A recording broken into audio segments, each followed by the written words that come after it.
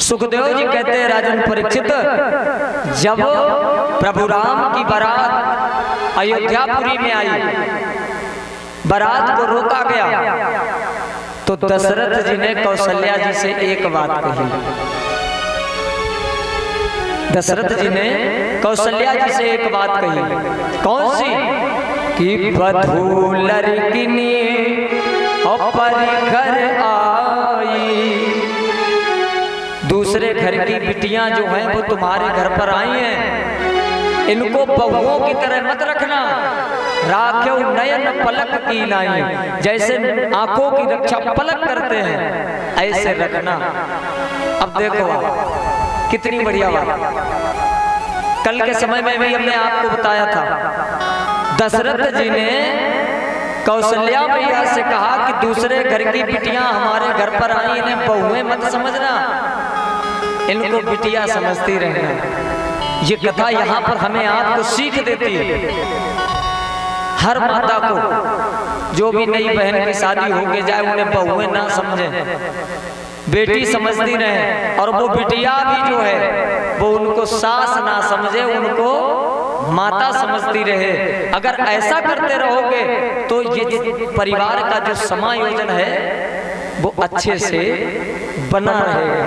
लेकिन नहीं परीक्षित जी, आजकल तो इतना जमाना खराब है कि हम आपको कल भी बताते रहे थे, गलती न बहुओं की न सास की, दोनों लोग जब एक तार हो जाते हैं तो मामला फिर गड़बड़ा जाता है।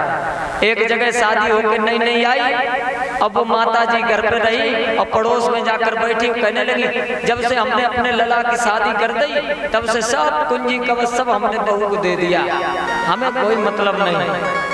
अब पीछे से जो है, पीछे से लड़का आ गया उन माता जी का, अब कहने लगा माता जी वो चाबी दे दो जो घर में आप ताला लगा के आए, चाबी दे दो। चाबी साथ में लेके घूम रहे हैं और सब कुछ दे दिया। ऐसा जीवन में समायोजन बनाने का समय नहीं है। जीवन का समायोजन, परिवार का समायोजन तभी बनेगा जब घर में सभी एक मत के होंगे, एक मत। हम आप कथा भागवत आदि सुनते हैं, किस लिए सुनते हैं? इसलिए सुनते हैं कि मेरे जीवन में कोई ना कोई ऐसा कार्य जो है भागवत या कथा के जरिए से हो जाए जिससे हमारे मन का जो दुख है वो समाप्त हो जाए। अब दुख ज्यादा नहीं है, दुख चार ही चीजों का है परीक्षित जी, एक परिवार, दूसरा धन, तीसरा मकान और चौथा ज्यादा से ज्यादा जमीन। बस इतना ही तो दुख है, पांचवा कोई दुख नहीं है।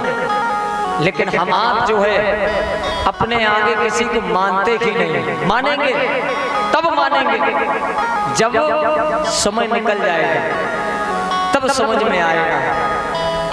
तब समझ जीवन गुजर गया, फिर जीने का ढंग आया तो क्या ढंग आया। इसलिए जीवन के रहते रहते समझ जाए। प्रभु राम जब से विवाह करके आए तब से अयोध्यापुरी में रोज नए मंगल गीत हो रहे। एक बार दशरथ जी ने शीशे में अपना मुंह देखा, दर्पण देखा, मेरे कानों के पास तो बाल सफेद हो गए, हम पर चौथा बना गया। अब हमें ये सब काम काज छोड़ देना चाहिए, भगवान का भजन करना चाहिए, और ये जो राजपाट है वो राम जी को दे देना चाहिए। वशिष्ठ जी के पास गए, का कोई लगन विचारो और बताओ कि राम जी का राज तिलक कब करवाएं।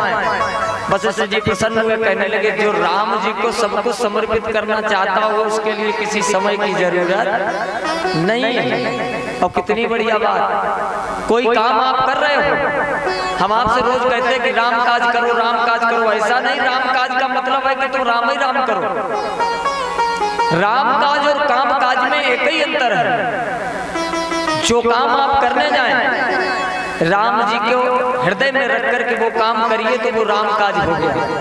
खेतों में काम कर रहे, कितनी फसल होगी राम जी जाने, कहाँ ले जाओगे राम जी जाने। उनको आगे रखोगे तो ये राम काज हो गया, और अपने आप को सर्वोपरि मानोगे, अभिमान को आगे रखोगे तो वो काम काज हो गया। बस इतना ही अंतर है। दशरथ जी ने आज कहा कि हम पर बुढ़ापा आ गया है, हमें ये सब छोड़ देना चाहिए। और वैसे भी सत्य है, रामचरितमानस में लिखा है कि नीत कहाए तुम सुनो दसानन, अब चौथे पन जय हो नपुकानन। जब चौथा पन आ जाए तब तो कम से कम ये सब छोड़ो, माया मोह, भगवान का भजन करो। लेकिन बस तैयारी जाने की हो रही सिंगी रामपुर, और योजना अंदर घुसने की बन रही कि हम कितने अंदर घुस जाएं। ये सत्य है, तैयारी जाने की हो रही, योजना अंदर घुसने की बन रही। मौत का जो समय है वो अटल सत्य है, ना हम बच पाएंगे और ना आप बच पाएंगे। इसलिए जब मालूम है कि हमारी मृत्यु होनी है, बुढ़ापा आ गया तो कम से कम तब तो भगवान का भजन कर ले। लेकिन हम आप भी बड़े दिमागी हो गए। भगवान ऐसा नहीं कि सीधा मौत को भेज देता हो, पहले नोटिस भेजता है। सबसे पहला नोटिस, बाल सफेद हो गए, यही तो होता है, बाल सफेद हुए। अब हम आप क्या करते हैं, नोटिस आया बाल सफेद हुए, तुरंत पहुंचे दुकान पे 10 रुपया की गोदरेज मेहंदी ले ली, बाल काले कर लिए। पहला नोटिस खत्म। आंखों की रोशनी कम करवा दी दूसरे नोटिस में, छिबरा में या सौरिक पहुंचे, चश्मा टेस्ट करवा लिया, दूसरा चश्मा फिट, वो भी नोटिस खारिज। तीसरा, दांत हमारे जो थे वो उखाड़ दिए, 32 खत्म हो गई। का पंडित जी कोई चिंता की बात नहीं, फिर गए और दूसरी नई बत्ती फिट करवा ली, नई 32। कमर झुका दी, लाठी का सहारा कर लिया, और जब सब कुछ नोटिस खारिज कर देते हो तो अंत में भगवान मृत्यु को भेजता है। इसलिए ये किराए का मकान है, इससे हमें आपको जाना पड़ेगा, और जब जाओगे तो इसका किराया भी हम पे आपसे लगेगा। ये सोचो कि नहीं लगेगा, लगेगा। इसलिए किराया ना लगे उसके लिए ये जो राम नाम रूपी धारा है, इसका गुणगान करते रहो, क्योंकि साधक कहता है कि रे मन मुसाफिर निकलना पड़ेगा, और काया कुटी खाली करना पड़ेगा। चाहे कोई भी हो, उसे जाना पड़ेगा। चमड़े के कमरे को और तू क्या संभाले, जब तुझको घर का मालिक निकाले। चाहे जितना इसमें शैम्पू सेंट लगाते रहो, जब नंबर मालिक का आ जाएगा, जो मकान मालिक हमारे आपका है, फिर निकलना पड़ेगा।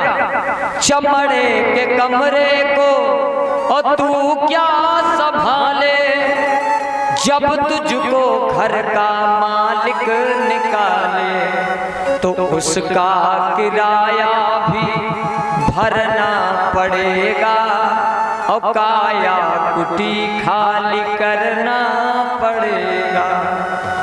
कथा भागवत हम आप सुनते हैं रोज, लेकिन हम आप नहीं मानते। कोई बात नहीं, ना मानो, मेरी न मानो, और यमराज तो मनाएंगे, और लेके पास दंड मार मार के समझाएंगे। दुखी होकर हमको तो और जाना पड़ेगा, काया कुटी खाली करना पड़ेगा। इस दुनिया में आकर कोई अमर नहीं हुआ, जो भी आया उसे जाना पड़ेगा। तो जब ये मालूम है कि जाना पड़ेगा, तो हम आप क्यों माया ज्यादा पकड़े हो। भगवान का समय समय पे भजन भी करते रहो। अरे हमारी आपकी तो कोई बात नहीं। एक हकीम हुए थे जिनका नाम था लुकमान। लुकमान हकीम को पता था कि मेरी मौत फलाने दिन होनी है, तो लुकमान ने अपने जैसे 100 पुतले बना के तैयार कर दिए। और जब मौत आई तो जाकर उन्हीं पुतलों के बीच में परीक्षित जी खड़े हो गए। मौत आई, इधर से उधर घूमती रही, उसके बाद चली गई। एक ही जैसे सब थे। भगवान के पास पहुंची मौत, मृत्यु ने जाकर कहा क्या हुआ? कब महाराज वहां तो 101 एक ही जैसे खड़े हैं, हम किसको लेकर आए? भगवान ने कहा अब की बार जाना और बीच में खड़े होना और खड़े होकर कहना तुमने बनावट तो अच्छी की, बस एक कमी कर दी, एक कमी का। ठीक है, मौत जाती है और जाकर बीच में खड़ी हुई का बारे लुकमान, तुमने योजना तो बड़ी अच्छी बनाई, बस एक ही कमी कर दी। और लुकमान बीच में खड़े थे। लुकमान बाहर निकले और पूछने लगे बताओ कौन सी कमी कर दी है, लाओ बहू पूरी कर दें। मौत ने पकड़ी गर्दन का, बस इतनी कमी थी, चलो हमारे साथ। मौत से हम आप भाग नहीं सकते हो, मौत का समय जो निश्चित है वो उसी समय पर आएगी, और जिस समय मौत आ जाएगी वो घड़ी न टलने पाएगी। इसलिए जीवन के रहते रहते हम भगवान का भजन कर लें। दशरथ जी को चौथापन आ गया, वो सोच रहे कि हम भगवान का भजन करें, और हम आप जवानी में भजन नहीं किया कोई बात नहीं, प्रौढ़ावस्था आ गई उसमें भजन नहीं किया कोई बात नहीं, लेकिन बुढ़ापा आ गया तब तो कम से कम भगवान का भजन करते रहो। ये कथा सीख देती है, क्योंकि धीरे धीरे हमारी उम्र चली जा रही है। इसीलिए तो साधक कहता है क्या कि चली जा रही है उम्र धीरे धीरे, चली जा रही है उम्र धीरे धीरे, चली जा रही है उम्र धीरे धीरे, चली जा रही है उम्र धीरे धीरे, चली जा रही है उम्र धीरे धीरे, चली जा रही है उम्र धीरे धीरे, पल पल ये आठों पहर धीरे धीरे, पल पल ये आठों पहर धीरे धीरे।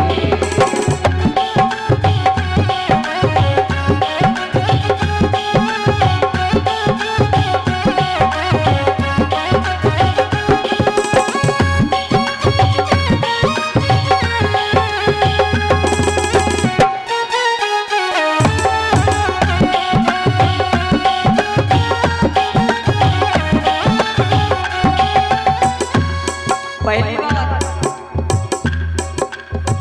बचपन भी जाए, बचपन भी जाए, बचपन भी जाए, बचपन भी जाए, बचपन भी जाए, बचपन भी जाए, बचपन भी जाए, बचपन भी जाए, बुढ़ापे का होगा असर धीरे धीरे, बुढ़ापे का होगा असर धीरे धीरे, चली जा रही है उम्र धीरे धीरे, चली जा रही है उम्र धीरे धीरे।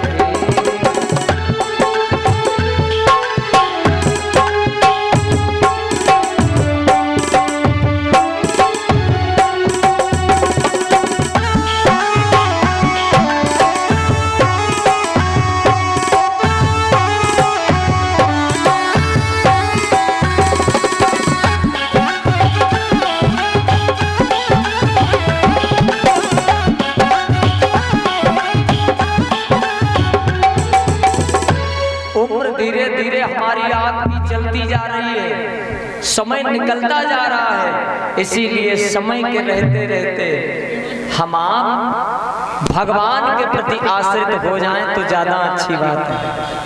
अब आप देखें परीक्षित जी, देखो आप एक बात का ध्यान रखें, इस बात से आप गुस्सा हो जाएं तो हो जाएं, आप जो अपना जो मन है वो सिर्फ कथा की तरफ रखें, क्योंकि कैसे कथा आपने करवाई जी आपका हृदय जानता है। इसलिए मन कथा की तरफ रखिए, इधर उधर जो हो रहा होने दीजिए। भले गोविंद भगवान की जय। अब आप देखें दशरथ जी के ऊपर चौथापन दशरथ जी ने छोड़ा, सोच लिया कि मैं अपना जो राज्य है वो राम जी को समर्पित कर दूंगा। वशिष्ठ जी से पूछा, महाराज श्री कहते हैं वशिष्ठ जी से जब पूछा, वशिष्ठ जी ने बताया तो दशरथ जी ने कह दिया कल राम राजा बनेंगे, कल राम राजा बनेंगे। पूरे नगरी में ये बात पहुंच गई कि राम राजा बनेंगे। और कितनी बढ़िया बात, तैयारियां घर घर में होने लगी, मंगल मंगल गीत गाए जाने लगे कि राम राजा बनेंगे। और जब इतनी तैयारी हो रही थी तो महाराज श्री कहते मंथरा जो थी, मंथरा घूमती हुई नगर में चली और उसने देखा कि घर घर में दीपक जलाए जा रहे, खुशियां मनाई जा रही। पूछा क्या होगा कि तुम्हें नहीं मालूम, राम राजा बनेंगे। अच्छा, मंथरा भागती हुई गई और कहां पहुंची, कैकेयी के पास। कैकेयी से जाकर कहा तुम्हें मालूम है अयोध्यापुरी में पूरे में फैला हुआ है कि राम राजा बनेंगे। कैकेयी ने कहा ये तो बड़ी सुंदर बात है, राम राजा बनेंगे, ये तो अच्छी बात है। कहा अच्छी बात है, अगर राम राजा बन गए तो कौशल्या महारानी बन जाएंगी और तुम्हें तो दासी की तरह तुम्हें जीवन व्यतीत करना पड़ेगा। देखो इतनी बात जैसे ही मंथरा ने कही, कैकेयी को क्रोध आ गया। कैकेयी कहने लगी मंथरा, अगर तुमने दोबारा ऐसी बात कही तो मैं तुम्हारी जीभ अभी के अभी कटवा लूंगी। अगर राम के बारे में ऐसा कहा, क्यों, मेरी राम भरत दुई आंखें, मेरे लिए जैसे भरत वैसे राम। मंथरा कहने लगी हमारी जीभ काहे कटवाओगे, हम तो आपके साथ में भेजी गई, हम तो यहाँ पर दासी बनकर आए। राम राजा बने चाहे भरत राजा बने, हमें तो दासी की तरह रहना पड़ेगा। तो भैया ये लगा रहने दो, तुम हटाओ, हाँ चलने दो ऐसे ऐसे।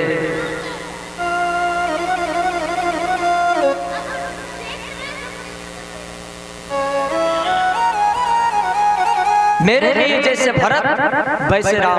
अब आप लोग ध्यान देना परीक्षित जी। मंथरा की बुद्धि पर सरस्वती बैठी, मंथरा ये सब बोल रही। सरस्वती मैया ने देखा कि लगता है कैकेयी ऐसे नहीं मानेगी, और वैसे सत्य भी है, कैकेयी जैसी माँ कोई हो नहीं सकती। किसी कार्य को बनवाने के लिए कैकेयी मैया ने अपने ऊपर कलंक ले लिया है राम जी का। इसमें राम जी का ही काम होना मैं आपको आगे बताऊंगा अभी कि कैकेयी ने राम के लिए वनवास क्यों मांगा था, ये बात हम आपको कथा बताएंगे। जब काम नहीं चला तो मंथरा की बुद्धि से सरस्वती मैया उठती हैं और आकर कैकेयी की बुद्धि पर बैठ गई। कैकेयी की मति घूम गई। मंथरा ने फिर वही बात कही तो कैकेयी कहने लगी बात तो ठीक है, तुम सही बोलती हो, तो हमें करना क्या चाहिए। क्या तुम्हें नहीं मालूम, राजा दशरथ के ऊपर तुम्हारे 2 वरदान बाकी हैं, 2 वरदान। अब उन्हीं 2 वरदानों का समय आ गया है, तुम वो 2 वरदान मांग लो। क्या मांगे, का एक में मांगो भरत को राज तिलक और दूसरे में राम को वनवास। बुद्धि चल गई, कितनी बढ़िया बात। परिवार का आपके समायोजन अच्छा चल रहा है, सब कुछ अच्छा चल रहा है। जो माता बहन किसी दूसरे के कहने से अपने घर में बुराइयां पैदा करती है तो वो फिर बिल्कुल तहस नहस हो जाता है, वो घर सुरक्षित नहीं रहता है। दशरथ जी के यहाँ किस चीज की कमी थी, किसी चीज की कमी नहीं थी, बस इधर उधर की बात सुनकर उस पर विश्वास कर लिया। त्रिया चरित्रम पुरुषस्य भाग्यम दैवो न जानाति कुतो मनुष्या। माताओं का चरित्र और पुरुष का भाग्य स्वयं ब्रह्मा जी नहीं जान पाए तो हमारी आपकी बात ही क्या है। जब इतनी बात कही कि 2 वरदान मांग लेना तो बाबा कहते हैं कैकेयी मैया ने अपने राजसी वस्त्र उतार दिए, फेंक दिए, जाकर कोप भवन में लेट जाती है। इधर खुशियां मनाई जा रहे हैं। प्रातः काल हुआ, दशरथ जी ने देखा सब दिखाई पड़ रहे हैं, कैकेयी नहीं दिखाई पड़ रहे। महलों में जाते हैं, जाकर देखते हैं कि एक अलग कमरा है, उसमें एक छोटा सा दीपक जल रहा है। जैसे ही कमरे में जाते देखा क्या है कि राजसी वस्त्र उतारे फेंके हुए, भेष बड़ा अजीब बनाए हुए कैकेयी मैया लेटी। जाकर कैकेयी से कहा, कैकेयी क्या बात हो गई? किसी ने तुमसे अशब्द बोल दिया? किसी ने अगर कुछ कह दिया हो तो मुझे बताओ, मैं अभी के अभी उसे दंड दूंगा। आज तो खुशी का समय है, आज राम राजा बनेंगे। कैकेयी कहने लगी, हम आपसे बात करना नहीं चाहते। क्यों? कहा आप झूठे हो, आपने हमें 2 वरदान देने के लिए कहा था, अभी तक 2 वरदान नहीं दिए। दशरथ जी हंसने लगे और कहने लगे, अरे आज तो खुशी का समय है, इस बात पर गुस्सा होने की क्या जरूरत? आज तुम 2 के बदले 4 मांग लो, 4 मांग लो। कैकेयी कहने लगे, हमें 2 ही वरदान चाहिए, 4 नहीं चाहिए, 2 ही चाहिए। कौन सा वरदान चाहिए? तो कैकेयी मैया कहने लगी, ऐसे नहीं। का फिर का पहले राम की सौगंध खाइए, राम की सौगंध खाओ। दशरथ जी कहने लगे, कैकेयी बावली हो गई, अरे मैंने कह दिया देव तुम्हें वरदान दूंगा तो दूंगा, इसमें राम की सौगंध क्या खानी? कैकेयी कहने लगी, नहीं पहले राम की सौगंध खाओ। दशरथ जी को भी क्रोध आ गया और दशरथ जी क्रोध में आकर कहने लगे, सुनो रानी कि सौगंध सहित लो सुनो ये मेरा वचन है, सौगंध सहित लो सुनो ये मेरा वचन है। अरे ये वीर प्रतिज्ञा है, छत्री का वचन है।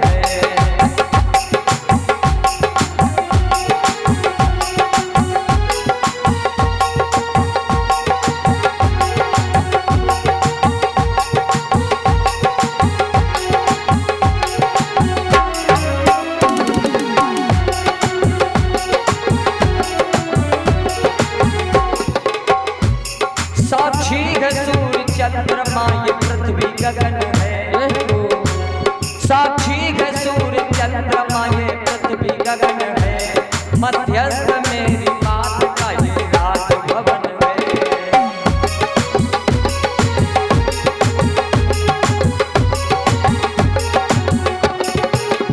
और सुनो रानी, है आन मुझे, है आन मुझे पहली बार राम नाम की, है आन मुझे पहली बार राम नाम की, खाता हूँ तेरे सामने सौगंध राम की।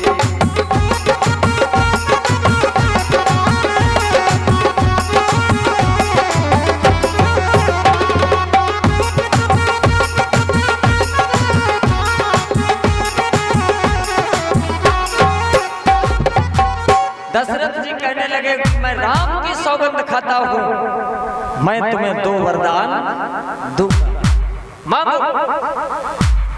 अब कैकेयी मैया खड़ी हो गई और कहने लगी, आप अगर देना चाहते हो तो मेरा पहला वरदान है कि राम को राज तिलक ना मिले, राम की जगह मेरे बेटे भरत को राज तिलक मिले। दशरथ जी ने कहा, कोई बात नहीं, मेरे लिए जैसे राम वैसे भरत दे दिया। दूसरा वरदान, अब कैकेयी सकुचती जा रही, कैसे मांगे? लेकिन तब भी जब ज्यादा कहा तो कैकेयी मैया कहने लगी कि तापस बेश और विशेष उदासी, 14 बरस राम बनवासी। तापस बेश विशेष उदासी और 14 वर्ष राम, जैसे ही का राम बनवास। दशरथ कहने लगे, कैकेयी ये कौन सा वरदान तुमने मांग लिया? अरे मेरे लिए जैसे राम थे वैसे भरत, तुमने कहा भरत को राज तिलक दे देना, मैंने कह दिया दे दूंगा। तुमने कहा राम वनवास, तो राम को वनवास क्यों मांगती हो? उसने तेरा क्या बिगाड़ा है? अरे राम के तो दुश्मन भी राम की बढ़ाई करते हैं, बैरी राम बढ़ाई करे। दुश्मन लोग भी राम की बढ़ाई करते हैं, वो तेरा क्या बिगाड़ सकता है? उसे वनवास मत मांगो, अगर उसे वनवास मांगोगी तो मेरे प्राण चले जाएंगे। रोते हुए दशरथ जी गिर पड़े। कैकेयी मैया के ऊपर कोई फर्क नहीं पड़ा। कैकेयी कहने लगी राजन मेरे 2 वरदान पूरे करिए, नहीं तो रामचरितमानस से वो चौपाई काट दो जो आप कहते हैं रघुकुल रीत सदा चली आई, प्राण जाए पर वचन न जाए। काट दीजिए वो चौपाई, लेकिन नारियों की तरह रोना बंद करिए, नहीं तो मेरी प्रतिज्ञा पूरा करिए। दशरथ जी रोने लगे और कहने लगे कैकेयी आज तेरे ऊपर कुमति ने पहरा कर दिया है, अरे तेरा तो विनाश होगा, साथ साथ में इस कुल का भी नाश हो जाएगा। अगर राम चला गया तो मेरे प्राण भी चले जाएंगे। राम को वनवास मत मांगिए। और सत्य भी है, जिसके जीवन से भगवान चला जाएगा फिर उसे जीने का कौन सा अधिकार रहेगा। जहां राम नहीं होंगे वहां फिर आराम मिलने वाला नहीं है। रात्रि भर दशरथ जी रोते रहे, बेहोश हो जाते हैं, और जब मूर्छा जागती है तो मुख से सिर्फ एक ही शब्द निकलता है, राम। हाँ राम। सुबह हुई, सुमंत जी ने देखा कि राजा साहब अब भी नहीं जागे। महलों में गए तो देखा एक दीपक जल रहा है, पहुंचे देखा दशरथ जी मूर्छित पड़े। कैकेयी से पूछा माता क्या हुआ? कहा ये आपको नहीं बताएंगे, इनको तो राम जी को बुला कर लाओ तब राम को ही बताएंगे।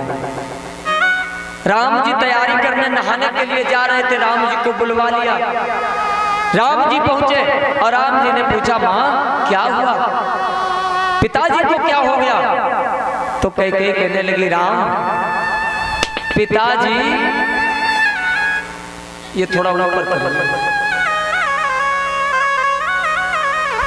ऊपर करो, खड़े हो बांध दो,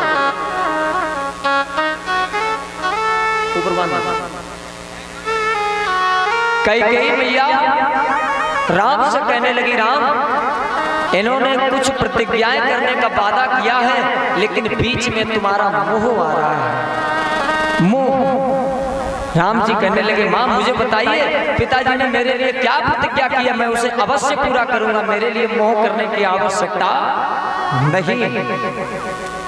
अब आप देखें, कैकेयी ने कहा राम तुम्हें वनवास दिया है 14 वर्ष का। राम जी प्रसन्न हुए, कुछ नहीं बोले। अब कहीं आजकल का समय होता तो ये राम कथा में आप जगह जगह पर देखना, हर जगह पर संबंधों को ध्यान में रखा गया। जहां पर भी संबंध अच्छे रखे जाएंगे वहां पर फिर समायोजन अच्छा बना रहेगा। आप देखें राम जी, अगर आजकल का समय होता आप खुद प्रमाणित कर लीजिए तो हम आप क्या करते? अगर कोई आपके लिए वनवास मांगे तो क्या कहते आप? अरे तुम मेरे बदले में तुम ही चले जाओ, हम काहे को जाएं? लेकिन ऐसा नहीं कहा। उन्होंने कहा कोई बात नहीं। अब राम जी चले और कहां गए? अपनी माता के पास। कौशल्या भैया आरती की थाल सजा रही थी। राम जी पहुंचे और कहा मां। कौशल्या भैया ने देखा, कहा राम अभी तुमने स्नान नहीं किया, आज तुम्हारा राज तिलक होना है। अब राम जी कैसे कहते कि मुझे वनवास मिला है? राम जी बोले भैया आप तो मुझे छोटे से ही में देखना चाहती हो, आप तो मुझे तो छोटे से राज्य का राजा देखना चाहती हो। पिताजी ने मेरे लिए बड़ा सा राज्य तिलक की स्थापना की। कौन सी? पिता दीन मोहे कानन राजू, मुझे जंगलों का राजा बनाया है माँ। जैसे ही इतनी बात सुनी मैया के हाथों से थाल छूट गई, गिर गई। माता का प्रेम। फिर जैसे तैसे धीरज बांधा और धीरज धैर्य धरते हुए बोली कि तुम्हारे लिए पिताजी ने वनवास मांगा। कि जी पिताजी ने वनवास मांगा है तो मैं आपसे कहती हूँ जो केवल पितु आयस ताता तो जन जाओ जान बड़ी माता। अगर पिताजी ने तुम्हारे लिए वनवास मांगा है तो माता को बड़ा मान करके तुम वन में मत जाइए, तुम्हें कोई अपराध नहीं लगेगा। लेकिन जो माता पिता दोनों ने कहा कि जो पितु मात कहू बन जाना, जो पितु मात कहू बन जाना, अरे तो कानन सतया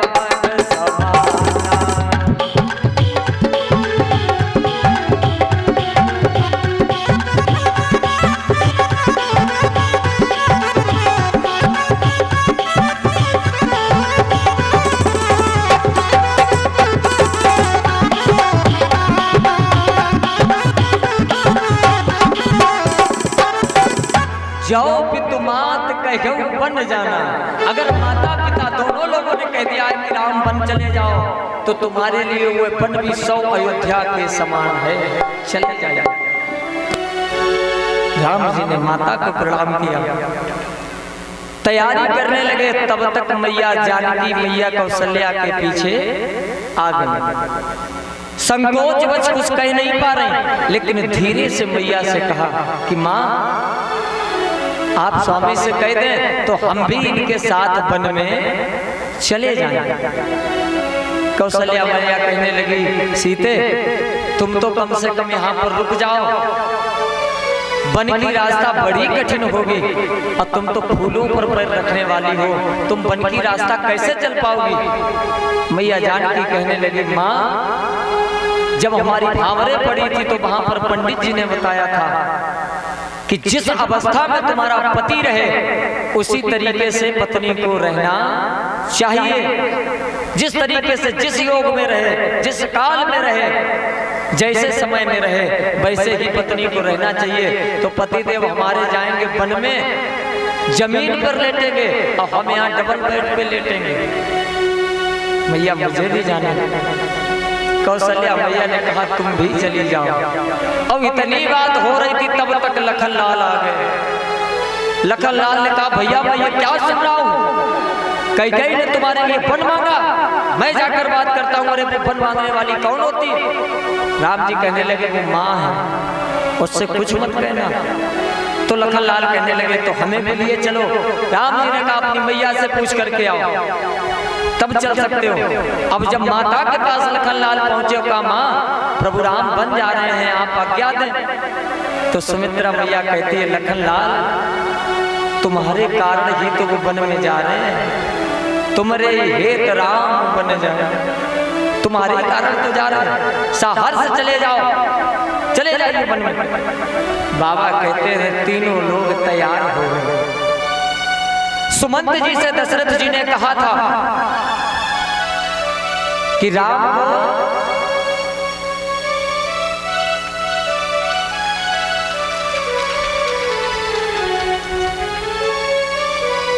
सुमंत जी ने जय जय जय ठीक है।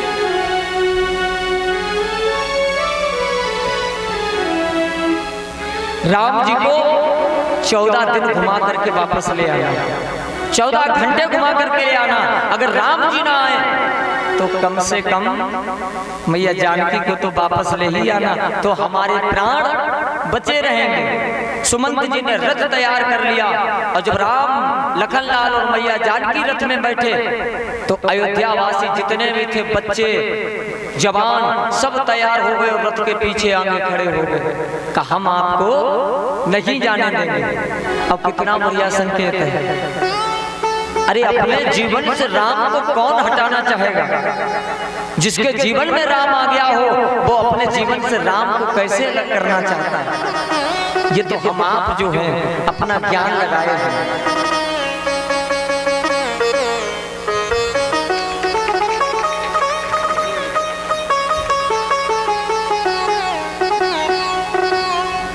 नगरवासी तैयार हो गए। राम जी ने खूब मना किया कि मत जाओ, लेकिन कोई नहीं माना, सब पीछे पीछे चल दिए।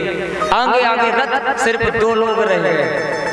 कौन कौन? बाबा राधे श्याम ने लिखा है सब लोग तो चले गए, लेकिन बच्चे और बूढ़े घर में रोते ही रह गए कि बच्चे कहते थे चीख चीख और जा रहे हमारे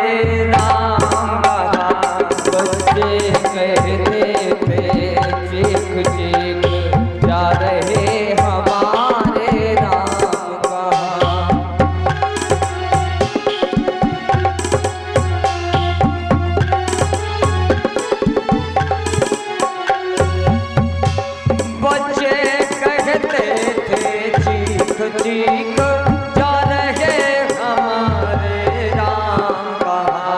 बच्चे कहते थे चीख चीख जा रहे हमारे राम कहाँ।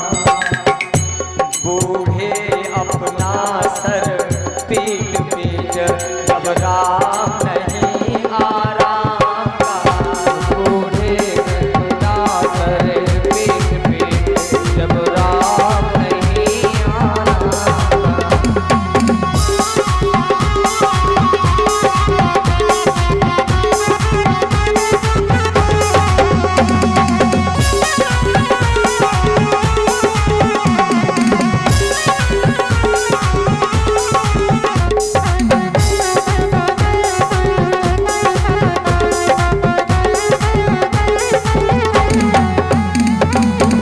बच्चे बूढ़े रोते रह गए, लेकिन अयोध्यावासी साथ साथ में और नगरवासी जितने थे सब पीछे पीछे।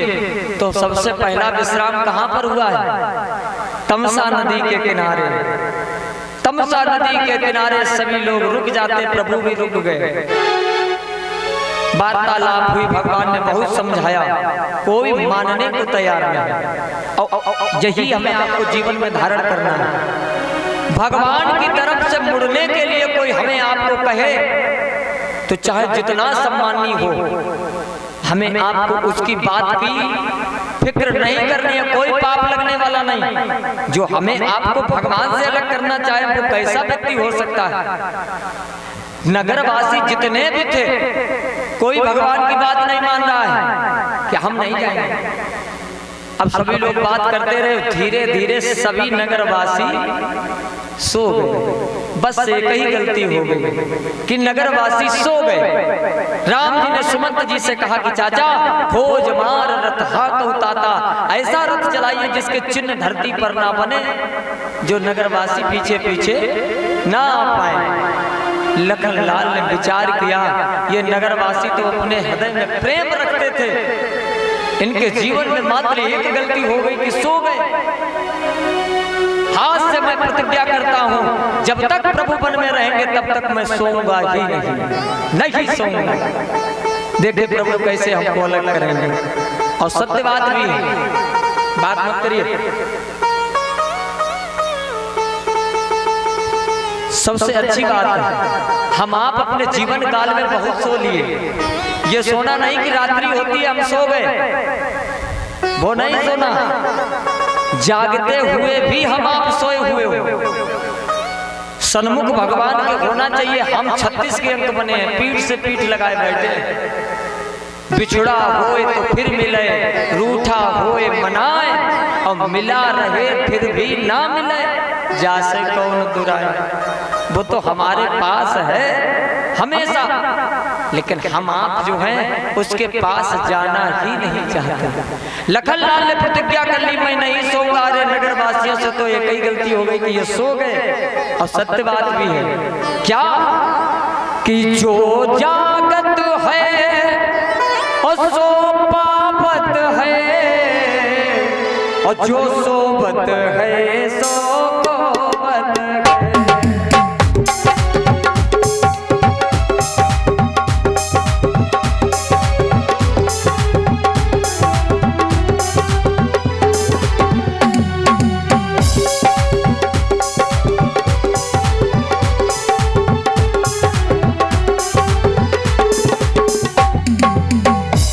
जो जागत है सो पावत है, जो सोबत है सो खोवत है।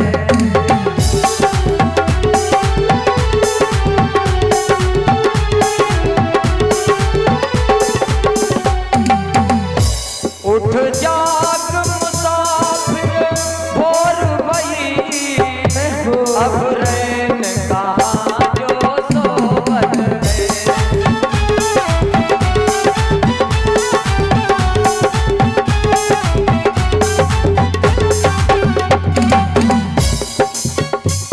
जीवन में हम आप बहुत सो लिए, बहुत सो चुके हैं। कल मैंने आपको बताया था, गिनी चुनी 300 ग्राम जिंदगी मिली, 200 ग्राम तो हम आप फैला चुके हो, 200 ग्राम फैला चुके हो, 100 ग्राम बची है, कम से कम इसे तो सुरक्षित रखो, इसे ना फैलने दो तो ज्यादा अच्छी बात। लखनलाल ने प्रतिज्ञा कर ली कि मैं सोऊंगा ही नहीं। पहुंच गए कहां पर?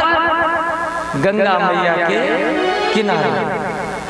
सुमंत जी से कहा कि आप रथ वापस ले जाइए। सुमंत जी वापस नहीं हो रहे। अरे सुमंत जी की तो छोड़ो, जो घोड़े रथ में बंधे हुए थे वो भी वापस नहीं हो रहे।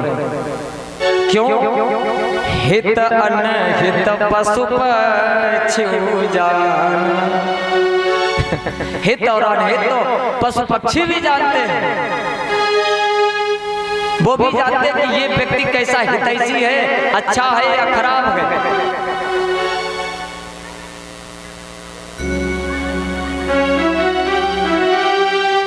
उधर ही खड़ी रहने दो, गाड़ी पीछे कर ले उधर ही से।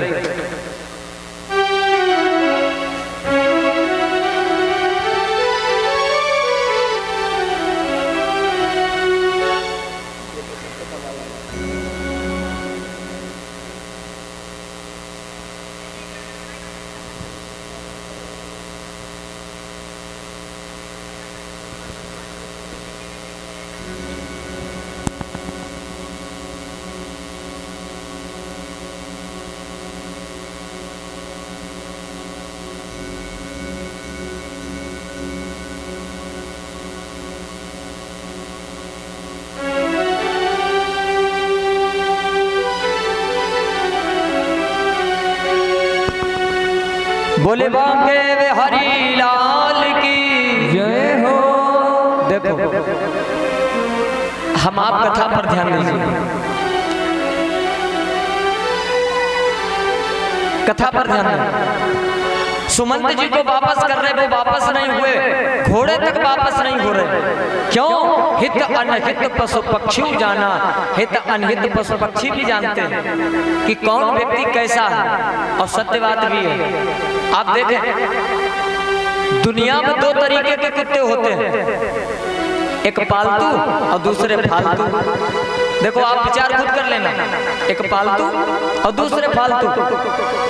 आप घर में रोटी एक पालतू कुत्ते को डालना, अपने हाथों से रोटी डालना, और वो देखो आपको कैसे, पहले रोटी जब डालोगे वो अपने पैरों पर रोटी रखेगा और रोटी की तरफ देखेगा, फिर रोटी जिसने डाली उसकी तरफ देखेगा। यही तो करता है।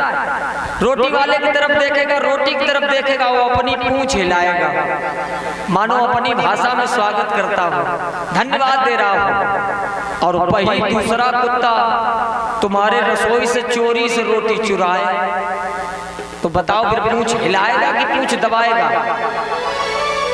पूंछ दबाएगा, भागेगा।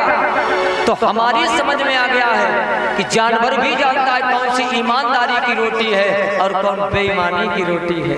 हित अनहित पशु पक्षी ज्यादा कहा। उसके बाद सुमंत जी वापस जाते हैं।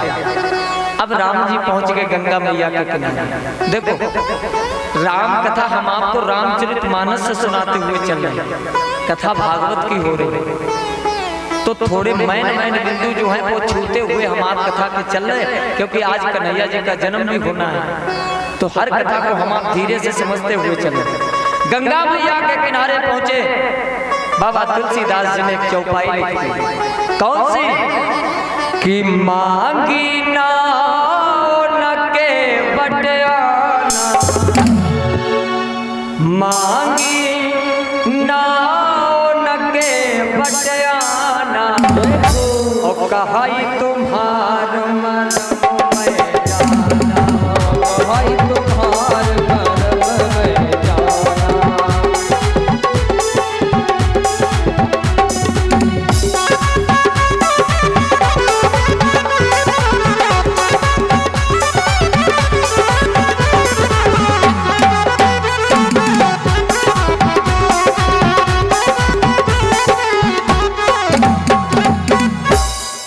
मांगी नाव न केवट। अब आप हमें बताएं, जो लोग रामचरितमानस पढ़ते हैं राम जी ने नाव मांगी या नाव नहीं मांगी? नाव मांगी कि नहीं मांगी? हम चौपाई पढ़ते आप बताएं कि मांगी नाव और ना के बट आना, मांगी नाव न के बट आना, या मांगी नाव ना के बट आना। नाव मांगी या नहीं मांगी? नाव मांगी। क्यों? ये मर्यादा पुरुषोत्तम राम है। नहीं तो उस घाट पे क्या सिर्फ केवट की ही नाव थी? निखाद राज को साथ में थे, दूसरी नाव तैयार कर लेते, लेकिन नहीं, केवट से ही नाव मांगी। क्यों मांगी? इसलिए मांगी अपने मान का, अपने सम्मान का प्रयोग नहीं किया, ये मानवता दिखाई। क्योंकि कौशल्या मैया ने कहा था, राम जब तक तुम आम नहीं बनोगे तब तक राम कहलाने के अधिकारी नहीं। और केवट कह क्या रहा है कि कहा तुम्हार मरम में। अच्छा आप एक बात बताओ, केवट राम जी का कौन सा मरम जानता है? अरे वो तो पूरे दिन नाव चलाता है। अब ये कथा यहीं पर थोड़ी देर के लिए रोक ले, अब आप विचार करें। केवट कह रहा है कि मैं आपका मरम जानता हूं, भगवान का मरम कौन कौन नहीं जान पाया? आप थोड़ा ध्यान देना, कथा यहीं पर रोके। जब प्रभु राम छोटे थे, पालने में झूल रहे, तो राम ने एक दिन रोना प्रारंभ कर दिया कि बालक ने जब और रोदन ठाना और जननी तब हो मरम न जाना। माता कौशल्या नहीं जान पाई राम जी के मरम को, और केवट कहा मरम मैं। दूसरा प्रमाण, कथा यहीं पर रुकी। राम जी को जब वनवास हो गया, राम जी जब वन में थे, लखनलाल साथ में थे, तो राम जी ने प्रतिज्ञा की थी, जो लग करो अगिन मावासा, तो लग करो निशाचर, और लक्ष्मण हूँ यह मरम न जाना। और जो कुछ चरित रचा भग, 24 घंटे लखनलाल साथ में रहते, वो भी राम जी का मरम नहीं जान पाए। और केवट कहा मरम मैं। और कुछ, जब समुद्र पर पुल बन गया, राम जी विभीषण की शरणागति हो गई। एक दिन शाम के समय लंका की तरफ से लपाका हुआ बिजली जैसा। राम जी ने विभीषण से पूछा कि मित्र, ये लंका की तरफ से लपाका क्यों हो रहा है? तो विभीषण ने बताया, प्रभु हमारे भैया जो है सिंहासन पर बैठे, अब मंदोदरी भाभी नीचे खड़ी, तो उनके कानों में जो कुंडल है वो कह रहे भैया जानकी को वापस कर दो। तो वो सर जब हिला रही, वो कुंडल का लपाका जो है मुकुट पे पड़ता है, मुकुट वाली रोशनी वो इधर आ रही है। तो तुलसीदास जी ने लिखा, छत्र मुकुट ताटंक सब हते एक ही बान, और सबके देखत मही परे मरम न कोई। और केवट कहा मरम मैं। जब रावण को मार दिया, पुष्पक विमान लिया, वापस आए अयोध्यापुरी में, सब लोग चाहते हैं कि हमें भगवान मिल जाए, हमें मिल जाए। उसी समय अरे छड़ मही मिले और सबे भगवाना, और उमा मरम काहू नहीं जाना। भगवान जितने लोग थे उतने ही बन गए, लेकिन ये मरम कोई नहीं जान पाया। और केवट कहा मरम मैं। जब इतने इतने महान लोग भगवान के मरम को नहीं जान पाए, एक साधारण केवट मरम को कैसे जान गया? कुछ विद्वान बताते हैं कि केवट पूर्व जन्म में कछुआ था। वो क्षीर सागर वाली कथा बताते हैं, भगवान के पैर छूना चाहता था, वो शेषनाग फुसकार मार देते थे। ऐसा नहीं, रामचरितमानस सिद्ध करती है, भगवान राम ने इस मर्यादित रूप में नाव मांगी। केवट उस तरफ था, वो जान गया कि इतनी साधारण तरीके से तो सिर्फ भगवान ही नाव मांग सकते हैं, इतनी सरलता से मांगी। अब आप कहें पंडित जी ऐसा कैसे? आप देखो, अगर कोई रिक्शा वाला, आप ट्रेन से उतरे और कोई रिक्शा वाला सामने खड़ा हो, फिर हम आप कैसे बोलते? ए रिक्शा, पता नहीं उसका नाम ही रिक्शा हो, ऐसे ही तो बोलते ए रिक्शा। तो यहाँ पर मानवता जरूरी है जीवन के लिए। जब जीवन में मानवता आएगी तब हमें आपको जीवन जीने की नई कला प्रदान होगी। ये राम कथा केवट संवाद बताता है। केवट कह रहा मैं नाव नहीं लाऊंगा, हम नाव को नहीं लाएंगे, ये मर्म जानते हैं हम आपका क्या है। और राम जी यही कह रहे कि नाव ले आओ। जब नाव नहीं लाए तो राम जी ने लखन लाल से कहा, लखन लाल देखा हम नाव मांग रहे, ये नाव नहीं ला रहे। लखन लाल कहने लगे प्रभु जो आपका कहा ना माने वही आपका परम भक्त है, जो कहा ना माने। तो भगवान ने कहा एक तो ये केवट हो गए, दूसरा कौन था? का एक दूसरे थे सुमंत। काहे कि एक को बुला रहे हो सो वो आ नहीं रहे थे, एक को भेज रहे थे सो वो जा नहीं रहे थे। तो तुम्हारा जो कहा न माने वही भक्त है। भगवान जयति वचन रचना अति नागर, बातें बनाने में बड़े परफेक्ट थे।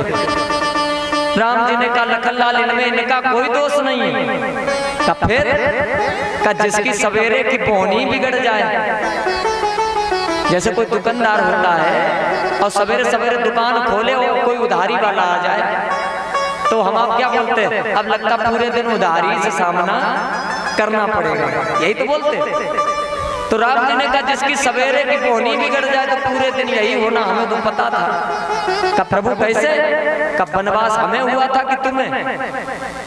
का आपको? का हमने तुम्हें मना किया था कि वन मत जाओ, तुम माने? का प्रभु हमारे अंदर तो आपके लिए भक्ति है, तो का इसके जीवन में भी भक्ति है। का ये कैसी भक्ति? का केवट के जीवन में दर्शन है, प्रदर्शन नहीं। दर्शन है, प्रदर्शन नहीं। राम जी फिर कहने लगे कि नाव ले आओ। केवट कह रहा प्रभु नाव नहीं लाएंगे, मुझे पता है आपका मर्म क्या है। अब कितनी सुंदर बात है, हमने आपको भी बताया। हम आप अपने जीवन में मानवता को सिरोधार्य करे रहिए, इंसानियत को अपने जीवन में खत्म ना होने दीजिए। आज का समय हमारे जीवन से इंसानियत मानवता चली गई, बिल्कुल खत्म हो गई। एक रिक्शा वाला, उसके रिक्शे पर दो व्यक्ति बैठे और 2 घंटे तक घूमते रहे, 2 घंटे तक। और जब उतरे तो महाराज 10 रुपए दिए, 10। रिक्शा वाला कहने लगा भैया ये कम है। तो वो भाई साहब क्या बोले? तो बताओ तुम्हें अपना 1 बीघा खेत लिख दें, 1 बीघा खेत लिख दें। और दूसरा व्यक्ति क्या बोला? इनके मुंह मत लगो, ये तो छोटे लोग होते हैं, यही तो बोलते। ये दशा है जब बेमन से चाटुकारिता करता है आदमी, झूठों की हाँ में हाँ भरता है आदमी, और मरना नहीं बेमौत, इसीलिए सच बोलने से डरता है आदमी, डरता है आदमी। मानवता हमारे जीवन से बिल्कुल खत्म हो चुकी। जून का महीना, दोपहर का समय, एक व्यक्ति प्यास के मारे व्याकुल चलता जा रहा। दूर उसे एक मकान दिखाई पड़ा। उसने दूर से मकान को देखा, बाहर एक सुराही रखी, उस पर एक गिलास रखा हुआ, एक भाई साहब अखबार पढ़ रहे। देखो मानवता कैसे खत्म हुई। पास में पहुंचा और उसने जाकर कहा भैया हमें थोड़ा जल मिल जाएगा, हमें थोड़ा जल मिल जाएगा। तो वो भाई साहब क्या बोले? तुम्हें हम पानी पीने वाले पिलाने वाले दिखाई पड़ रहे हैं, तुम्हें हम पानी पिलाने वाले दिखाई पड़ रहे हैं, जाओ काम करो अपना। हाथ जोड़े उसने कहा भैया प्यास के मारे हमारे प्राण जा रहे हैं, थोड़ा जल मिल जाए तो कल्याण हो जाए। तो वो भाई साहब क्या बोले? देखो तुम यहीं पर बैठो और हमारे आदमी को आ जाने दो, वो आकर तुम्हें पानी पिलाएगा। शब्दों पर ध्यान रखना, हमारे आदमी को आ जाने दो। कोई बात नहीं। थोड़ी देर बैठा रहा, थोड़ी देर बाद फिर उसने कहा, तो महाराज श्री कहते हैं फिर भी उसने ये कहा कि मैंने तुमसे कहा आदमी को आ जाने दो। उस व्यक्ति राहगीर ने हाथ जोड़े और कहा भैया थोड़ी देर के लिए तुम आदमी नहीं बन सकते, थोड़ी देर के लिए तुम आदमी नहीं बन सकते, तुम ही आदमी बन जाओ। ये है क्या? हम एक दूसरे की मदद करना नहीं चाहते। यही तो सबसे बड़ी समस्या हमारे आपके जीवन में हो रही है। इंसान अपने दुख से दुखी नहीं रहा है, इंसान दूसरे के सुख से दुखी हो गया कि वो व्यक्ति मेरा कैसे सुखी है, बस इसी बात का दुख है और कुछ नहीं। पहले बाबा बुजुर्ग लोग रहते थे, कच्चे घर हुआ करते थे, कच्चे घरों के आगे लिखा होता था सुस्वागतम, ऐसे तो लिखते थे सुस्वागतम। पढ़ लिख गए हम, आप अंग्रेजी मीडियम में पढ़ने लगे तो लिखने लगे वेलकम वेलकम। अब तो वेलकम खत्म, सुस्वागतम खत्म। अब आप जाओ और देखो उनके घर के बाहर क्या लिखा मिलता है, अंदर आना सख्त मना है, कुत्तों से सावधान। हालांकि उसमें रहते आदमी है, ऐसा नहीं, रहते आदमी है, लेकिन कुत्तों से सावधान। उस दिन बात समझ में आई, एक आदमी आदमी से डर रहा है और एक आदमी की रक्षा एक जानवर कर रहा है। यह है क्या? मानवता जीवन से खत्म हो गई। इसलिए मानवता जरूरी है। भगवान कहने लगे केवट नाव ले आओ, केवट कहने लगा नाव नहीं लाएंगे। क्यों नहीं लाओगे? कहा प्रभु मैंने सुना है कि आपके पैरों में जादू है, अगर आपके पैर मेरी नाव में लग गए तो ये नाव नारी बन गई तो क्या होगा? भगवान कहने लगे नारी बन जाए, घर पर ले जाना, भोजन बनवाना, सही से खाना पीना।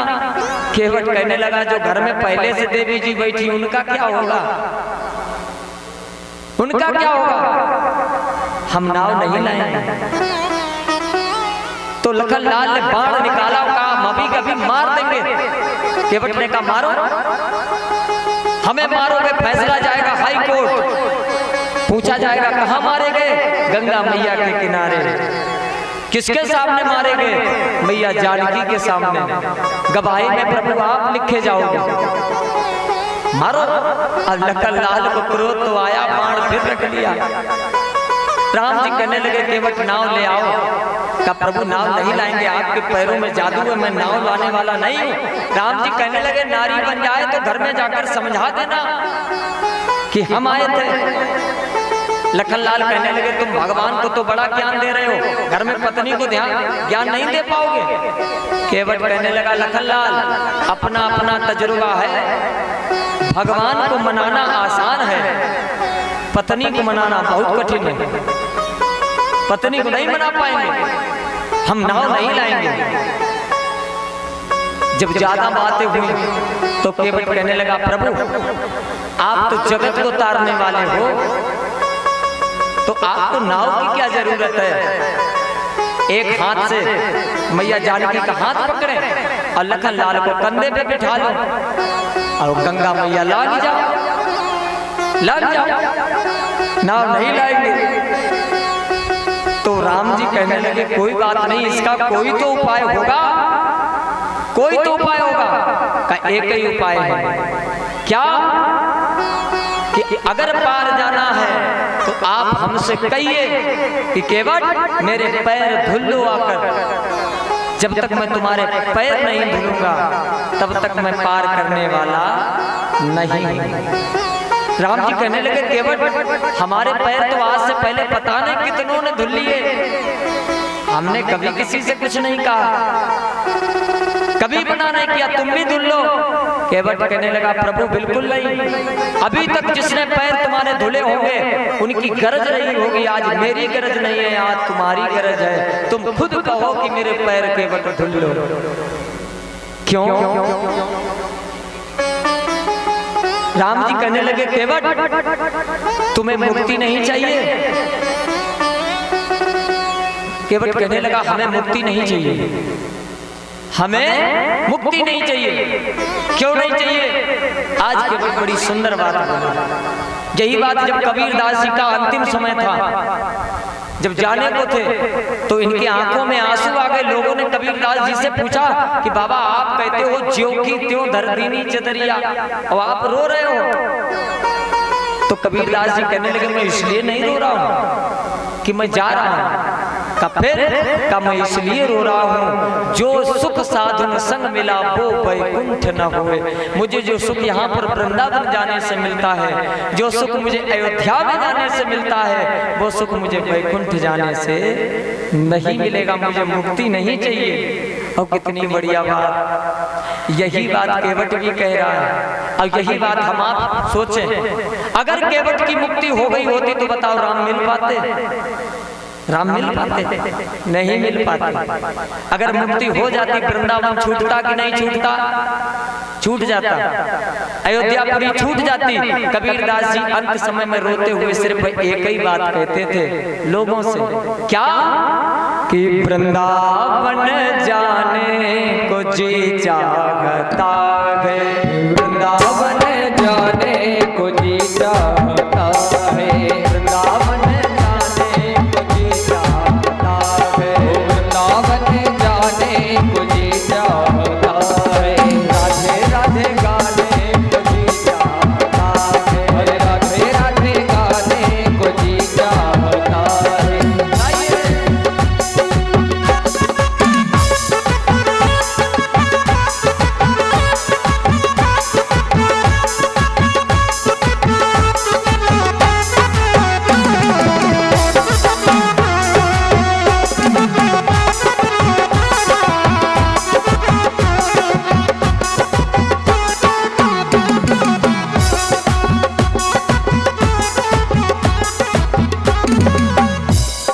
वृंदावन में क्या है?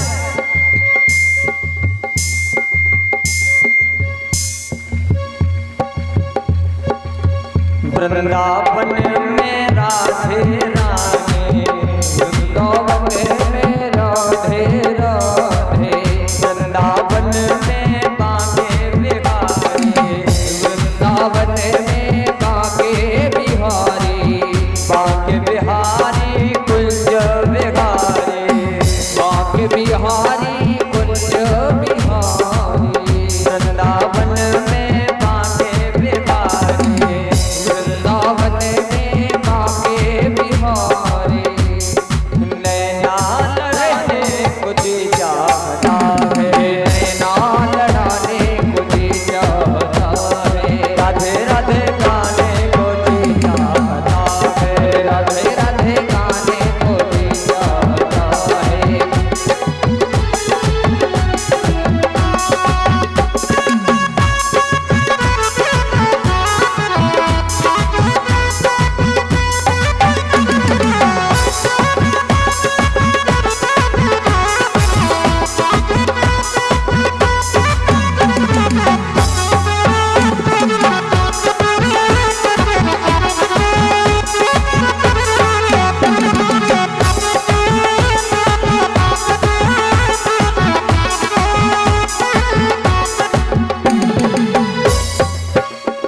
कबीरदास जी अंत समय में लोगों से एक ही बात कहते थे, हम आप भी भगवान से कहें,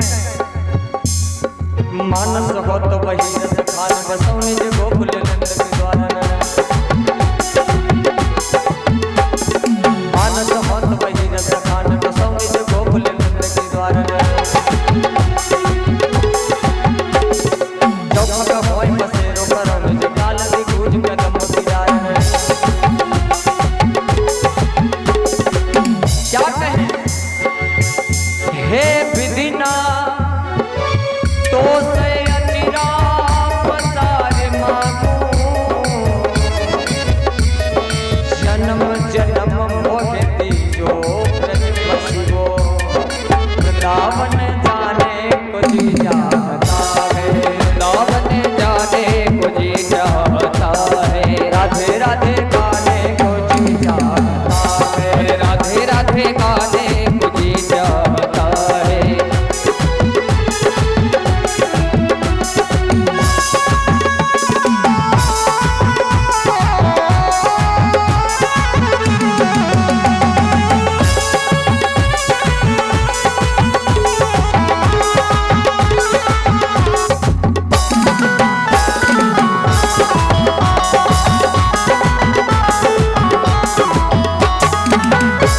कबीरदास जी अंत समय में एक ही बात कहते थे कि मुझे मुक्ति नहीं चाहिए। अब यही बात केवट कह रहा है। और कितनी बढ़िया बात। जीवन के दौर में हमने आप में धन मिला, यश मिला, राज मिला, जीवन की बाटी में, और अगर राम नाम मिला तो सब काम मिले माटी में। बिना राम के कभी काम चलने वाला नहीं। ये जीवन का सत्य है, लेकिन हम इस सत्य से भाग रहे हैं। अच्छा एक बात देखिए, ज्यादा हमें जरूरत नहीं है। हम आप घर में सोते हैं, हम आपको बिल्कुल सरल पद्धति में बताते हुए चले।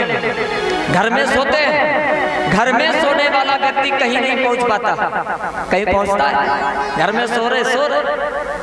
और अगर वही व्यक्ति ट्रेन में भी सोता है, ट्रेन में जब बैठते हो सो जाते हो, लेकिन ट्रेन में सोने के बाद तुम्हें जहां जाना है वहां तक पहुंच जाते हो।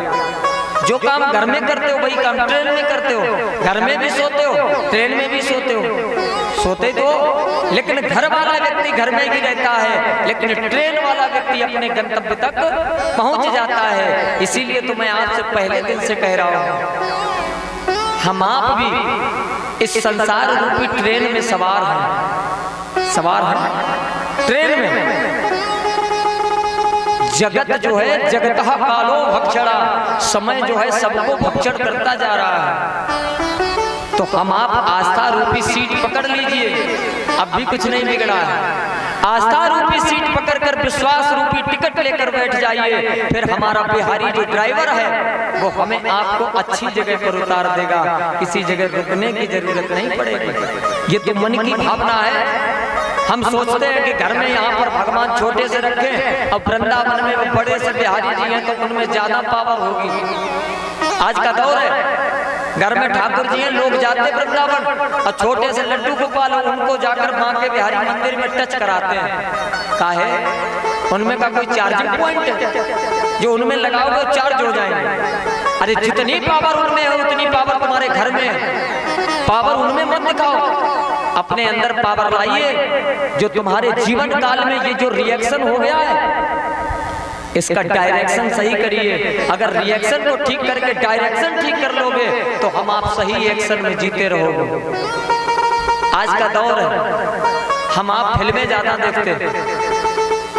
फिल्म में आपने एक बात देखी होगी, जो हीरो होता है वो अपना 100% देने की कोशिश करता है कि पिक्चर जो है सुपर डुपर हिट हो जाए। यही तो होता है, सुपर डुपर हिट हो जाए। बस इसी बात को अपने जीवन में उतारिए। हमें आपको भी यहाँ पर भेजा है, अलग अलग कैरेक्टर मिल गए हैं। किसी को माता का रोल मिला है, किसी को पिता का रोल मिला है, किसी को भाई का रोल मिला है, किसी को पति का रोल मिला है, किसी को बहन का रोल मिला है। अपने अपने रोल को 100% करते रहिए। जो कि ऊपर जाओ तो सुपर डुपर हिट होके जाओ, फ्लॉप होके ना जाओ। ये अपने जीवन में उतारिए। लेकिन हम आप ऐसे हो गए कि अपना अपना दिमाग लगाते हैं। अगर मंदिर जाएंगे, एक व्यक्ति घर से निकला दीपक लेके, आरती जल रही, एक व्यक्ति रास्ते में मिल गया, उसने कहा ये तुम्हारी कोई उम्र है पूजा करने की? अरे घर जाओ। तो वो व्यक्ति कहने लगा हमारे पूर्वजों से ये परंपरा है कि हम मंदिर में दीपक रखते हैं। तो उसने कहा ठीक है तुम रखते हो, अच्छा ये बताओ इस दीपक में रोशनी कहाँ से आई? इस दीपक में रोशनी कहाँ से आई? अब वो व्यक्ति सोचने लगा कि हम इनसे अगर कहते हैं कि रोशनी माचिस की तीली से आई, तो वो पूछेगा माचिस की तीली कहाँ से आई, तो क्या करें? तो उसने वो दीपक ही बुझा दिया, दीपक बुझा दिया। तो उसने कहा ये क्या किया? कहा अब तुम बताओ इसकी रोशनी कहाँ गई? कहाँ गई? जहां से आई थी वहीं चली गई। मतलब तर्को हो प्रतिष्ठा श्रुत ज्ञान गम्य। हम दूसरे को ज्ञान देने में बहुत आगे हो गए, लेकिन उसी उपदेश को अपने ऊपर धारण करने में पीछे हो गए। पर उपदेश कुशल बहु तेरे, जीवन में मानवता लाइए तो कल्याण हो जाएगा, मानवता नहीं लाओगे तो कल्याण होने वाला नहीं। राम जी ने लखन लाल की तरफ देखा, ये क्या बोल रहे? तब तक केवट ने फिर बोल दिया, क्या कि सुन के वट के बैन और प्रेम लपेटे अटपटे और भी हंसे करुणाएन और चितय जान की लखन तन। सुन के वट के बैन प्रेम लपेटे अटपटे, अटपटे शब्द कहे तो भगवान हंसे। और लखनलाल मैया जानकी की तरफ देखा, का है दोनों लोगों की तरफ क्यों देखा? भगवान के अपने पैरों पर अधिकार नहीं है। आप में कैसे? जब शादी नहीं थी, शादी नहीं हुई थी, तो पैरों की सेवा का कार्य किसका था? लखनलाल का। और जब शादी हो गई तो एक एक पैर दोनों लोगों ने बांट लिया, एक मैया जानकी ने और एक लखनलाल ने। तो दोनों लोगों का अधिकार है। दोनों लोगों की तरफ देखा, दोनों लोग इशारा करने लगे, इशारा करने लगे। भक्ति का भाव। प्रभु राम ने केवट से कहा कि मेरे पैर धुल लो। केवट आया, पानी कठौता भरी ले आया, पानी कठौता लेकर आया और भगवान के पैर धुलने लगे। जब पैर धुलने लगा, प्रभु राम कहने लगे जल्दी से पैर धुलो, इतनी देर काहे को लगाते हो? कहा प्रभु अगर आप थक गए हो तो अपना एक हाथ मेरे सर पर रख दीजिए। प्रभु राम ने जैसे ही केवट के सर पर अपना हाथ रखा, आज केवट का जीवन धन्य हो गया, धन्य हो गया जीवन। जिसके जीवन में सरलता है, जिसके जीवन में निर्मलता है, उस भक्त का भगवान कभी साथ नहीं छोड़ते हैं। प्रबल प्रेम के पाले पड़कर प्रभु को नियम बदलते देखा, अपना मान टले टल जाए, भक्त का मान कभी नहीं। लेकिन तुम्हारे अंदर वो भाव होना तो चाहिए कि जब मुसीबत पड़ जाए तो भगवान, और जैसे ही मुसीबत खत्म तो कोई नहीं। केवट का जीवन आज धन्य हो गया। जीवन भर उसने सिर्फ प्रतीक्षा की है भगवान की, कोई ऐसा नहीं प्रदर्शन किया हो, सिर्फ जीवन में दर्शन ही दर्शन रहा। तो बाबा कहते हैं पैर धुले और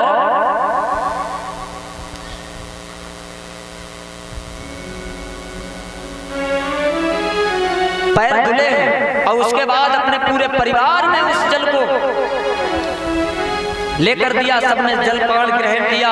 और उसके बाद केवट आया। अब आप देखें, केवट ने एक शब्द भगवान से और कह दिया, कौन सा? का प्रभु अब आप नाव में बैठिए, नाव में बैठिए। और भगवान जब नाव में बैठे तो कैसे बैठे? कि प्रिय ही चढ़ाई चढ़े रघुराई। पहले मैया जानकी को बिठाया, उसके बाद बैठे।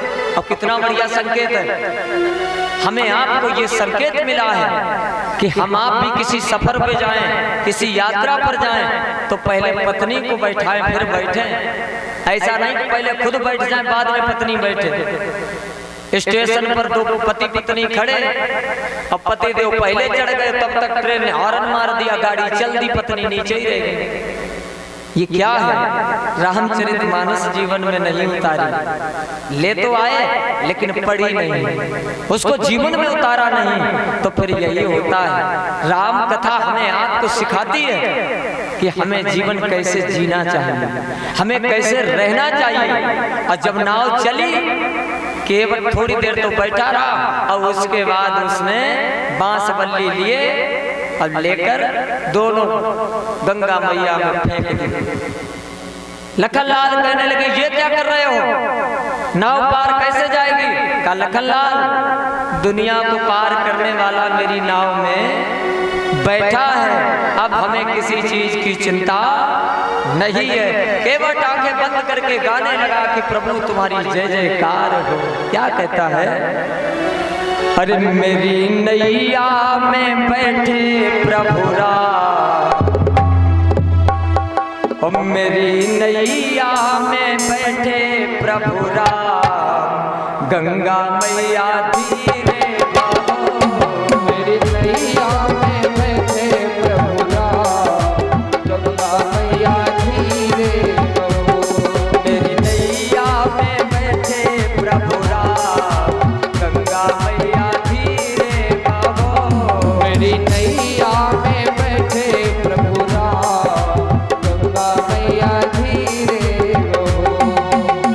धीरे बहो मैया धीरे बहो, धीरे बहो मैया धीरे बहो।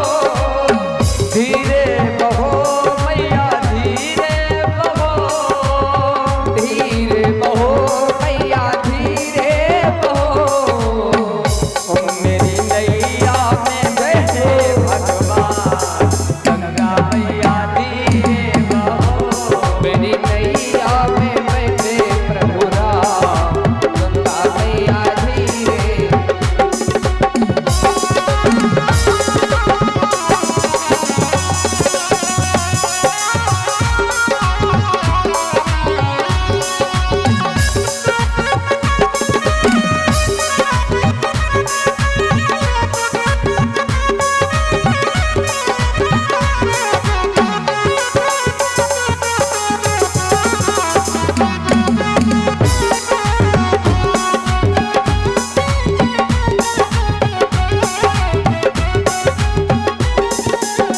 केवल कहता है प्रभु, कहाँ से आई गंगा मैया, कहाँ मुझे नैया। कहाँ से आई गंगा मैया, कहाँ तुझे है नैया। कहाँ से आई गंगा मैया, कहाँ मुझे नैया। कहाँ से आई गंगा मैया, कहाँ तुझे है नैया। और कहाँ जाएंगे प्रभु राम, गंगा मैया धीरे बहो। और कहाँ को जाए प्रभु राम, गंगा मैया धीरे बहो। जय हो।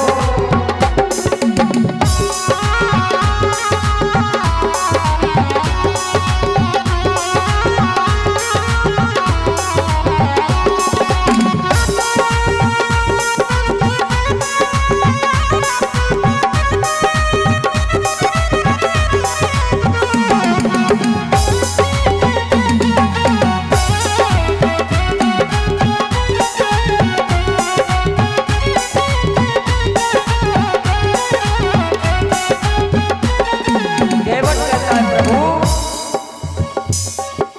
पूरब आई गंगा मैया पार जय नैया। पूरब आई गंगा मैया, पार जय है नैया। पूरब आई गंगा मैया पार जय नैया। पूरब आई गंगा मैया, पार जय है नैया। और बन को जाएंगे प्रभु राम, और बन को जाएंगे प्रभु राम, गंगा मैया धीरे बहो। मेरी नैया में लगे गढ़ राम, गंगा मैया धीरे बहो।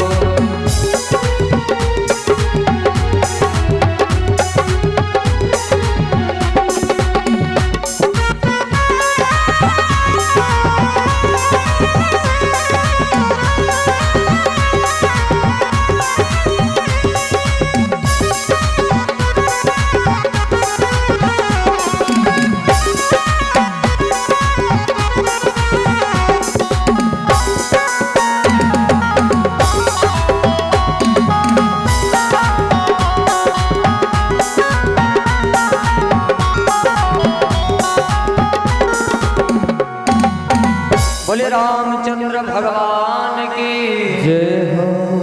नाव पहुंची किनारे तो उतर ठाड़ भय असुर शरीरेता, हसिया राम गुहलखन समेता।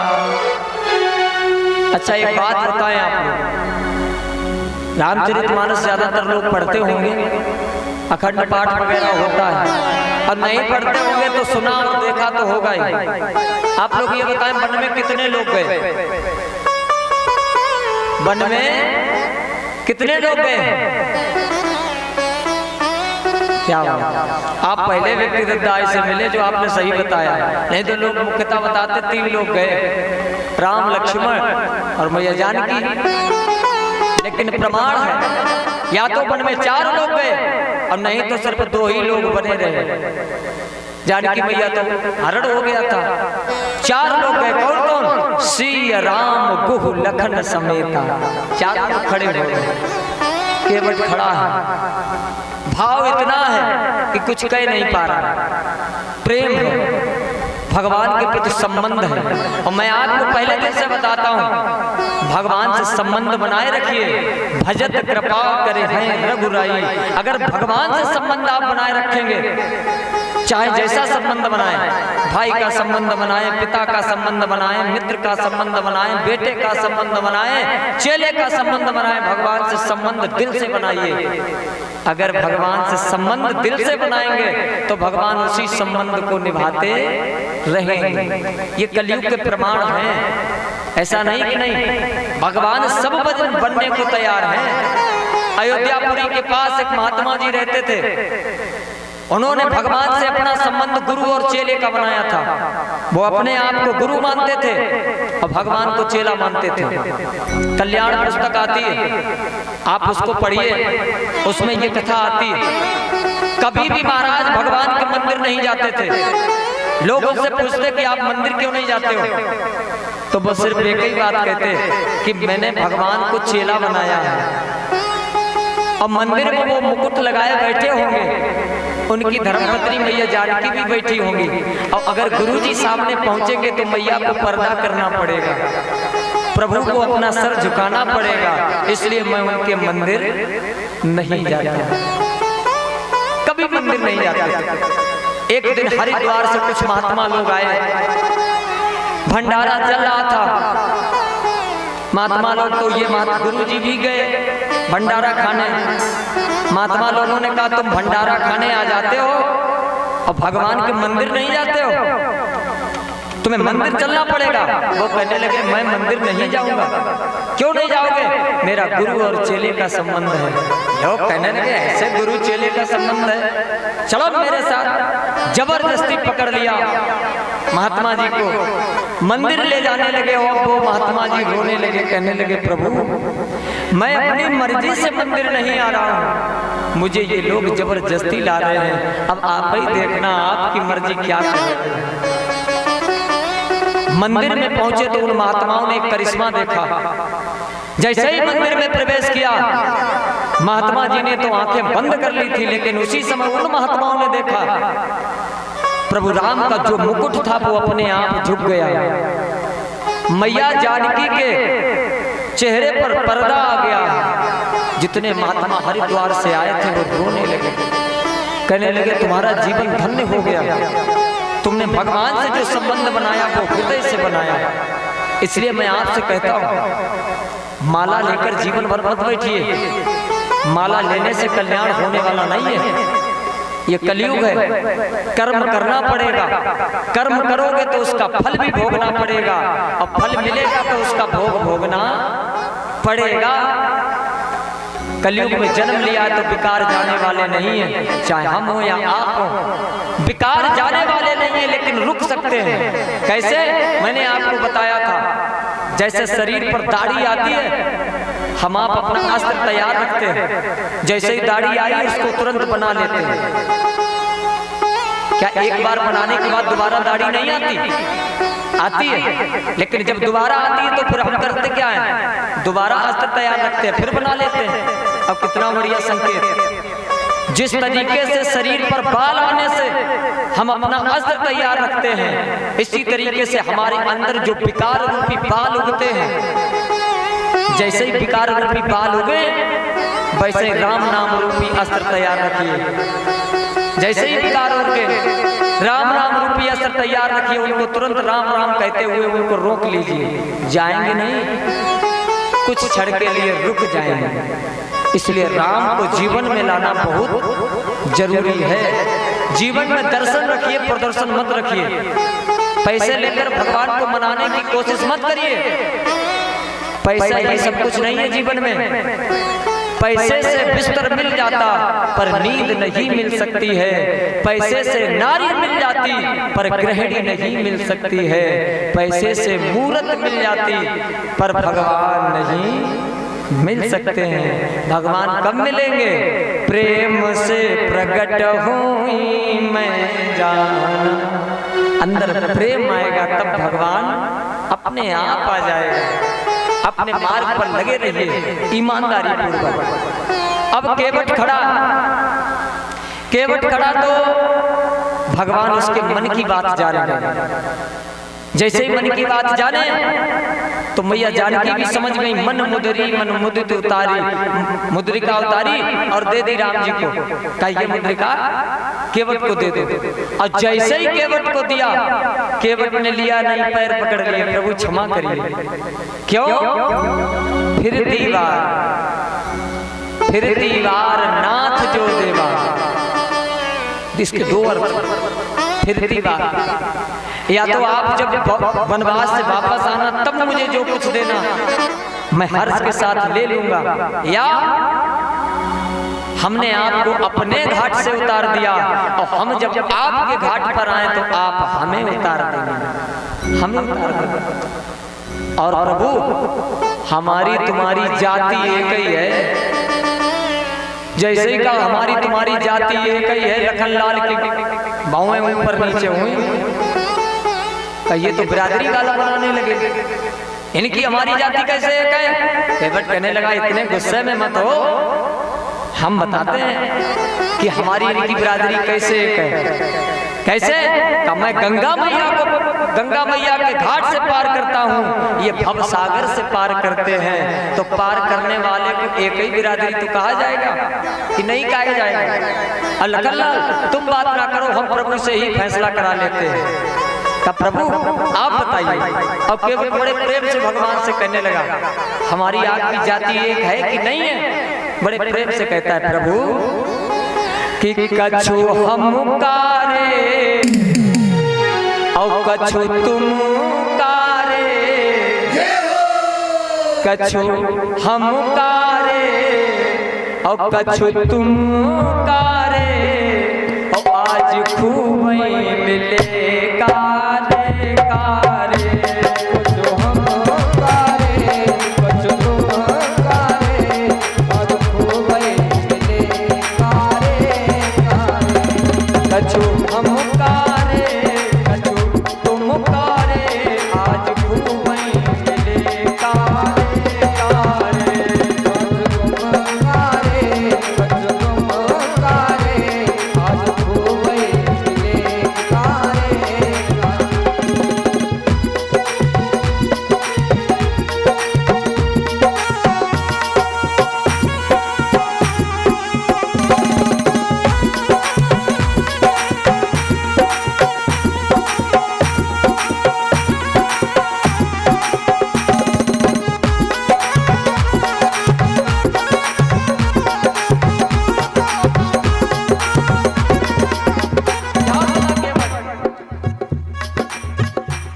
कछु हमने उतारे, हमने भी घाट से उतारे।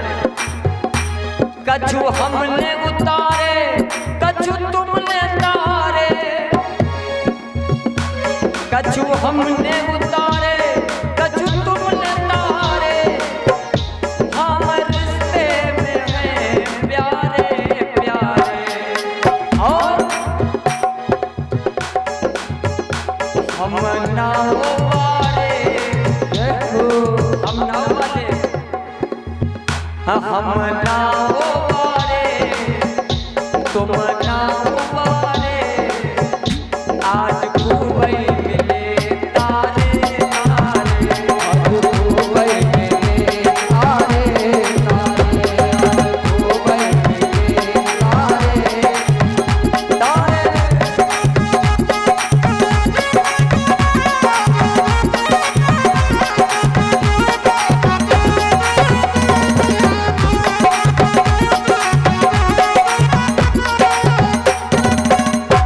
केवट कहने लगा प्रभु मजदूर कहीं मजदूरों से मजदूरी लेते हैं भैया, मल्लाह कहीं मल्लाहों से मल्लाही लेते।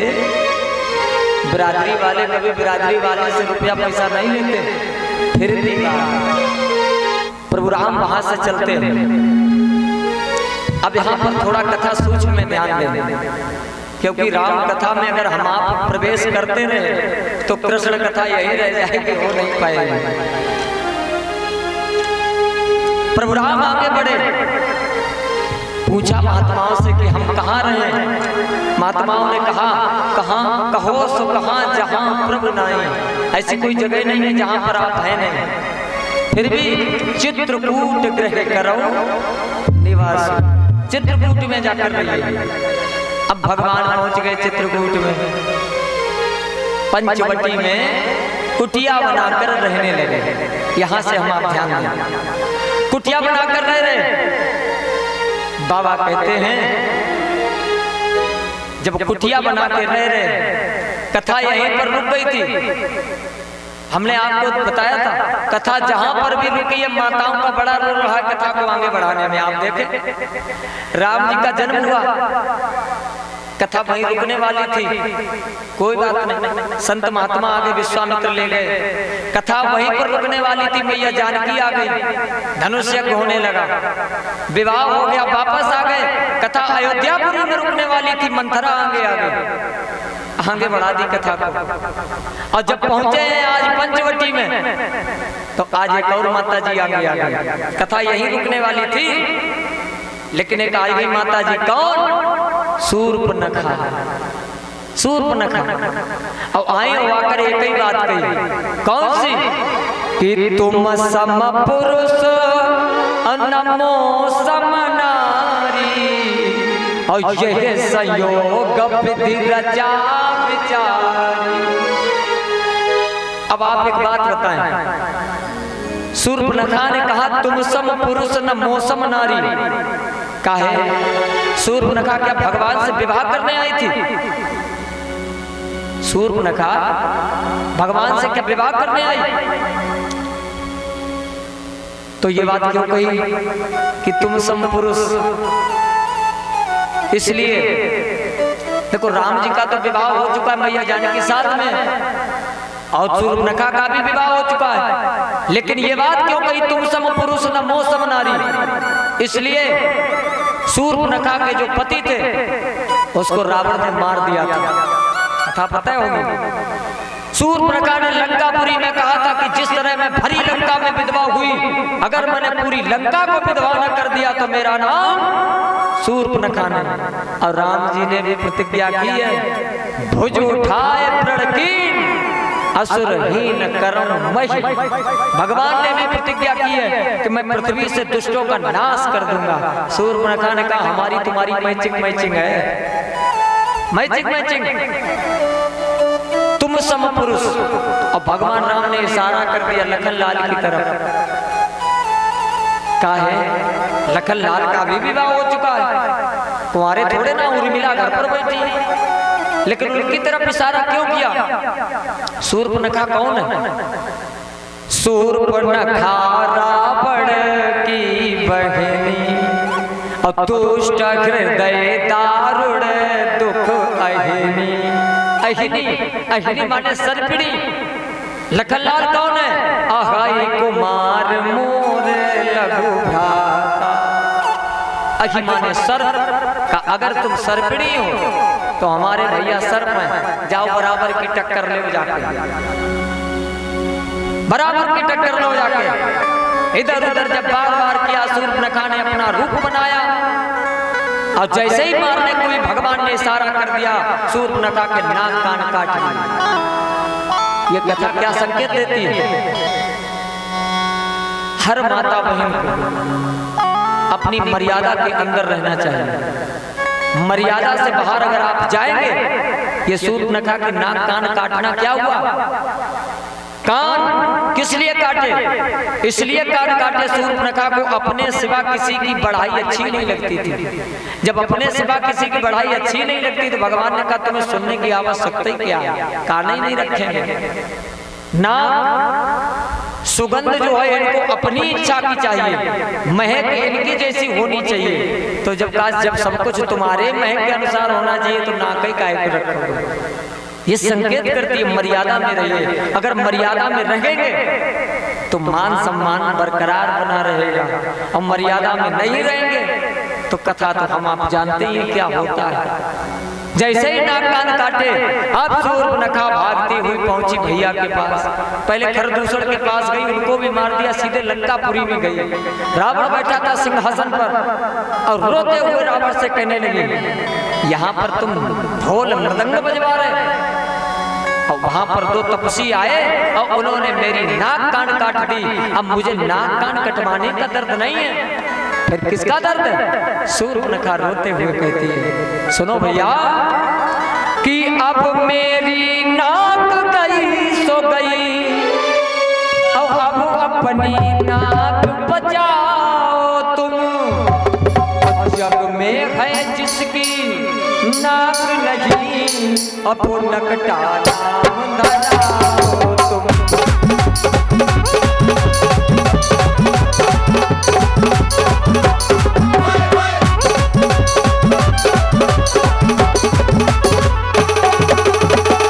जैसे ही इतनी बात कही, बस रावण ने कहा चिंता मत करो, हम तुम्हारा बदला लेंगे, तुम जाओ।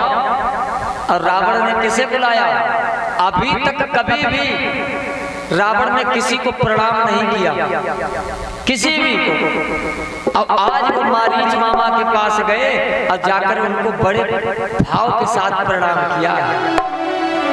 देखो कितनी बढ़िया बात।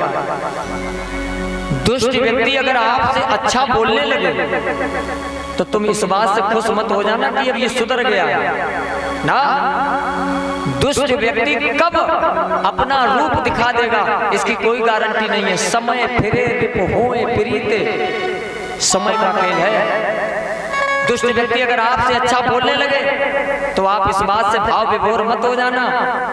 अरे भाई, अगर बिल्ली जो भाई आक्रमण करती है तो वो पीछे को सिकुड़ती है, सिकुड़ती कि नहीं? सांप जब भी आक्रमण करेगा तो वो पीछे को फन करता है, उसके बाद वार करता है। आप कथाओं पर ध्यान दें, सांप जब भी वार करेगा तो पीछे वार करके तब मारेगा। बिल्ली जब भी वार करेगी तब भी सिकुड़ेगी पीछे के लिए, तब आक्रमण करेगी। ऐसे ही दुष्ट व्यक्ति जब तक उसका काम है तब तक वो तुम्हारी भलाई चाहेगा, और जिस दिन तुम्हारा काम निकल जाएगा उसी दिन वो अपना रूप दिखा देगा। यही कथा मैं आपको सिखाती, लेकिन मारीच नहीं समझ पाए। मारीच ने कहा क्या बात है? का दो तपस्वी आए और उन्होंने आकर शूर्पणखा की नाक कान काट लिए, तुम जाकर सोने के मृग बन जाओ। कौन तपस्वी आए? बता दिया कहां से आए। मारीच मामा को कुछ कुछ याद आने लगा। मारीच मामा कहने लगा हम नहीं जाएंगे। कि काहे? आज से कई साल पहले बिना फन का बाण हमारे मारा था उन्हीं ने, 100 योजन दूर आकर हम गिरे थे, और आज कई बाण मार दिया तो गोविंदाय नमो नमः हो जाएगा, हम नहीं जाएंगे। रावण ने कहा अगर नहीं गए तो तुम हमारे ही हाथों से मारे जाओगे, जाना तो पड़ेगा। जब कहा जाना पड़ेगा तो मारीच मामा आज सोने का मृग बन गया। अब यहाँ पर कथा को सोच में ध्यान दें। सोने का मृग बन गया, कुटिया के आसपास चक्कर लगाने लगा। मैया जानकी ने कहा कितना सुंदर मृग है, अगर इसकी छाल मिल जाती तो कुटिया बड़ी सुंदर लगती। राम जी कहने लगे सीते, सोने के कहीं मृग नहीं होते, ये तुम्हारा वहम है। मैया जानकी नहीं मानी, और जब मैया जानकी नहीं मानी तो राम जी ने उठाया धनुष बाण और मृग के पीछे पीछे चल दिए। अब कथा को यहाँ पर थोड़ा सोच में ध्यान दें। चल दिए, मृग कभी पास आ जाता है कभी दूर चला जाता है। कुछ दूरी के बाद राम ने बाण मारा तो सबसे पहले मारीच के मुख से निकला हा लक्ष्मण, हा लक्ष्मण, और उसके बाद निकला हा राम, और गया प्रभु के धाम चला गया। इधर मैया जानकी ने कहा कि लड़का तुम्हारे भैया पर कोई कष्ट पड़ा है। जाकर देख करके आओ। लखनलाल हंसने लगे, कहने लगे भैया पर कष्ट, अरे जिसके एक बाण चलाने से पूरी पृथ्वी हिलने लगती है उस पर कैसे कष्ट पड़ सकता है। तो बाबा तुलसीदास जी लिखते हैं कि मरम बचन सीता तब बोला, ऐसे वचन कहे जो लखनलाल जी के हृदय में चुभ गए। क्रोध में धनुष बाण को उठाया,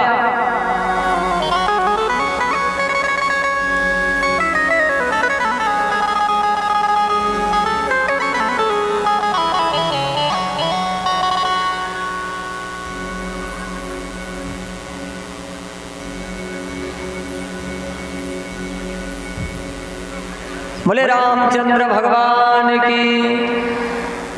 महाराज श्री कहते हैं जब लखनलाल जी से ऐसे वचन कहे तो बड़ी तेजी से क्रोध में बाहर निकले और कुटिया के बाहर एक रेखा खींच दी। कहा मैया इस रेखा से बाहर नहीं जाना, और लखनलाल चले गए। इधर रावण ने बनाया साधु का भेष, पहुंच गया। भिक्षा देखी, मैया जानकी भिक्षा लेकर आई। रावण कहने लगा हम बंधी हुई भिक्षा नहीं लेते, हम बंधी हुई भिक्षा नहीं लेते। और जैसे ही मैया जानकी बाहर निकली, बाहर रावण ने पकड़ा हाथ और विमान में बिठा लिया। ये तो कथा है, हम आप ध्यान दें। ये रेखा क्या है? ये मर्यादा की रेखा है। हर माता बहन को अपनी मर्यादा की रेखा के अंदर रहना चाहिए। आज का दौर ऐसा समय चल रहा है, कोई माता बहन अगर दुकान पर जाती है, कोई घर से साथ में नहीं, अकेले जा रहे हैं, वो दुकानदार उम्र में भले ही आपके पिता के समान हो, अब वो साड़ी देता है, वो फिर कहता क्या है, भाभी जी ये साड़ी तुम पर बहुत अच्छी लगेगी, ऐसे तो बोलता है, भाभी जी ये साड़ी तुम पर बहुत अच्छी लगेगी। अब पिता की उम्र का है, ये है क्या? जीवन में इस चीज को धारण करिए। कथा को सुनने के बाद इस नियम को अपनाइए। हर कुछ चाहे जो कुछ हम आप कर लें, लेकिन माता बहन जो है अपनी मर्यादा के अंदर रहे। अगर मर्यादा में रहेगी तो आप समझ लीजिए सतयुग त्रेता सब यहीं पर है। माताओं का अहम रोल है हर चीज में। अगर माताओं का अहम रोल ना होता तो हर व्यक्ति राम सीता कहता, सीता राम कोई नहीं कहता, कृष्ण राधा कहता, राधा कृष्ण कोई नहीं कहता। और वैसे भी माताओं का बड़ा रोल रहा। नारियां देश की जाग जाएं अगर तो धरा पर स्वयं स्वर्ग आ जाएगा। इसमें जागने की जरूरत है। आप इतिहास उठाइए, इतिहास पढ़िए। अवंती बाई, जितनी भी आप देखिए पहले वीरांगनाएं हुई, हर कोना भरा वीरता से विश्व भारत की अंगनाई का, अब इतिहास रहेगा सदा अमर महारानी लक्ष्मी बाई का। लक्ष्मी बाई को सब जानते हैं। माताओं का वह अहम रोल है, इसलिए मर्यादा में बने रहिए तो अपना जीवन सही से चलता रहे। कथा पर पुष्पक विमान में बिठा लिया, चल दिया। अब सीता जी को बड़ा दुख हुआ और रोने लगी। अब क्या कहती है? अभी मरम वचन बोले लखनलाल से, अब रोते हुए कहती है, हाँ लक्ष्मण तुम्हारा नहीं दोष, तुम्हारा कोई दोष नहीं। अब विलाप जानते हो आप कैसा किया कि सीता के विलाप सुन भारी, भयउ चराचर जीव दुखारी, भयउ चराचर। यहाँ पर दादा एक प्रश्न बन गया, भयउ चराचर, चराचर किसे कहते हैं? पूरे ब्रह्मांड को। सीता जी ने विलाप किया, पूरे ब्रह्मांड ने सुना, पूरे ब्रह्मांड को दुख हुआ। अगर पूरे ब्रह्मांड ने इस दुख को सुना तो क्या पूरे ब्रह्मांड में अयोध्यापुरी नहीं आती? शब्दों पर ध्यान दें। अयोध्यापुरी आती है, अयोध्यापुर वालों ने भी उस मिलाप को सुना, जनकपुर वालों ने भी उस मिलाप को सुना, संत महात्माओं ने भी उस मिलाप को सुना। अरे सबकी छोड़ो, स्वयं दशरथ जी ने भी इस मिलाप को सुना। अब आप कहेंगे दशरथ जी तो मर गए थे, स्वर्ग में थे, उन्होंने सुना तो वो कर क्या सकते थे? मेरी समझ में एक ही बात है, दशरथ जी ने मिलाप को सुना था तो दशरथ जी को आ जाना चाहिए था। अब आप कहेंगे मर गए थे तो कैसे आए? अगर यहाँ नहीं आ पाए तो जब रावण को राम जी ने मार दिया, लाइन जब क्लियर हो गई तो ते ही अवसर दशरथ आए। अगर मर गए थे तो फिर वहां कैसे पहुंच गए? मेरे समझ में एक ही बात है, राम और रावण का युद्ध नहीं होना चाहिए था, दशरथ और दशानन का युद्ध होना चाहिए था। इतिहास कुछ और हो जाता कि नहीं? लेकिन भय चराचर जीव दुखारी किसी ने नहीं सुना। बस यही स्थिति हमारी आती है। कोई माता बहन इस समाज में अपनी अस्मिता की भीख मांग रही है, हम आप उसकी रक्षा नहीं करते। हम आप सोशल मीडिया के माध्यम से फेसबुक, इंस्टाग्राम, ट्विटर, व्हाट्सएप उस पर डालते हैं क्या कर रहे हैं, लेकिन रक्षा के लिए कोई आगे नहीं आ रहा। ये कथा सिखाती है, जब सीता जी ने विलाप किया कोई नहीं सुना तो एक व्यक्ति आगे आ गया। कौन? गीधराज जटायु। उसने जान लिया कि जब कोई नहीं आ रहा है तो गीधराज जटायु ने सोचा कि अब बूढ़े गीधराज को ही आगे आ जाना चाहिए। इसीलिए तो लिखा है कि गीध अधम खग आमे सब होगी और गति दीनी जो जाचत जोगी। गति दीनी जो जाचत जोगी। ऐसी गति गीधराज जटायु को मिल गई जो किसी को नहीं मिल पाई। क्या इसने कोई माला जपी? कोई माला नहीं जपी। तात कर्म ते निज गति पाई। अपने कर्मों से उसने गति पाई। और मैंने आपको बताया माला लेके मत बैठिए। आप अगर अपने खेतों में ईमानदारी से काम कर रहे हैं तो आप निश्चित ही वैकुंठ के पात्र हैं। आप ईमानदारी तो जीवन में लाइए। Honesty is the best policy. ईमानदारी सफलता की कुंजी है। लेकिन नहीं, शांति नहीं। The biggest problem in this world why hunger. इस दुनिया में सबसे ज्यादा भूख है किसकी? The hunger is not stomach, the hunger why heart. शांति की भूख है, मन में शांति नहीं है और सब कुछ है।